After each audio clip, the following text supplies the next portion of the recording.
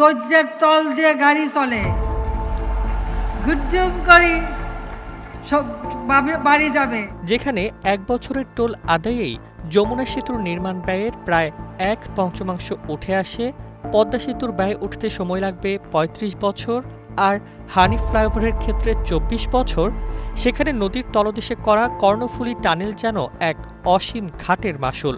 শেখ হাসিনা সরকারের চোখ ধাঁধানো উন্নয়ন রূপকথার চকচকে বেলুনটি শেষ পর্যন্ত বাস্তবতার কাঁটায় ছিঁড়ে গেছে। ওয়ান সিটি টু টাউন এর যে সোনালী স্বপ্ন দেখিয়ে চট্টগ্রামের পতেঙ্গা থেকে আনোয়ারা পর্যন্ত প্রায় ১০,৬৮৯ কোটি টাকা পানিতে ফেলা হয়েছিল, সেই মেগা ড্রামের তলানিতে এখন শুধুই লোকসানের তিক্ততা। নগদ নিয়ে এলো হার নামানা হার অফার। সর্বনিম্ন ১০,০০০ টাকা রেমিটেন্স নগদে পাঠালে থাকছে স্বর্ণের হার জেতার সুযোগ।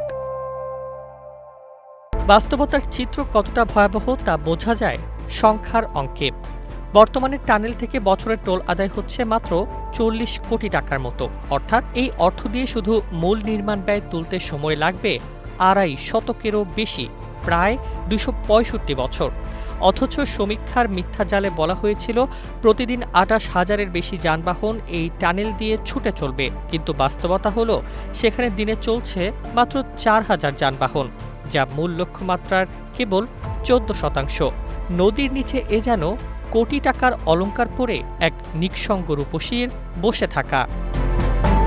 প্রকল্পের নামে এই অপরিকল্পিত বিলাসের মাসুল দিতে গিয়ে বর্তমানে প্রতি মাসে অন্তত ১০ লাখ টাকা লোকসান গুনছে দেশের রাজকোষ।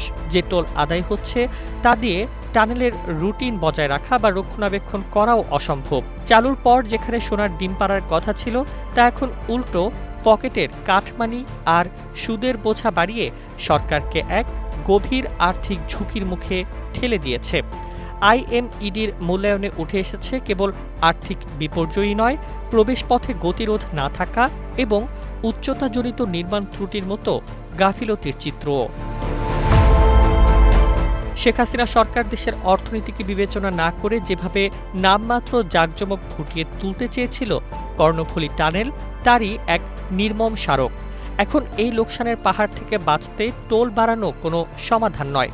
আনোয়ারা অর্থনৈতিক অঞ্চল, মাতারবাড়ি গভীর সমুদ্র বন্দর ও কক্সবাজারের পর্যটনকে সমন্বিত করে দ্রুত শিল্পায়ন না ঘটালে এই টানেল জাতির ঘাড়ে এক চিরস্থায়ী আর্থিক বোঝা হয়েই থাকবে। News desk, ২১ television.